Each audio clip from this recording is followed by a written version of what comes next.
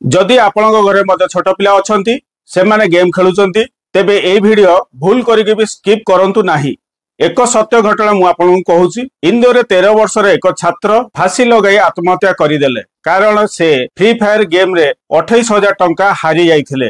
तांकू लागिला जदि तांकर माता पिता एही कथा जानिबे तेबे से ताकू बाडेबे कि ताकू पार्टी करिवे कि बाडेबे तो से भय रे सी आत्महत्या करदेला। तेणु जदि आपण घरे मध्य पिला माने ऑनलाइन रे गेम खेलुछंती तेबे तांकू मध्य ध्यान रखंतु, सतर्क रुहंतु, सावधान रुहंतु। आजिकाली पिला माने गेम रे आसक्त होई आत्महत्या पर्यंत करूछंती।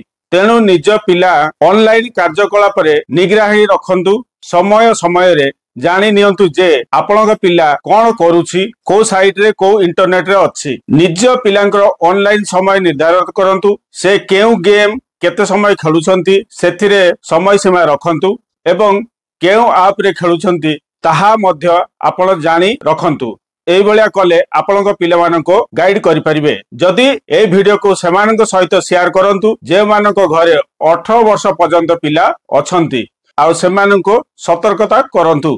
जदि ए वीडियो टा आपण मानको इन्फॉर्मेटिव लागिछि लाइक शेयर सब्सक्राइब कर दियंतु आउ बहु मात्रा शेयर कर दियंतु आउ आपण मानको प्यारा सा मतामत देके हमकु उत्साहित करंतु। जय हिंद, जय भारत।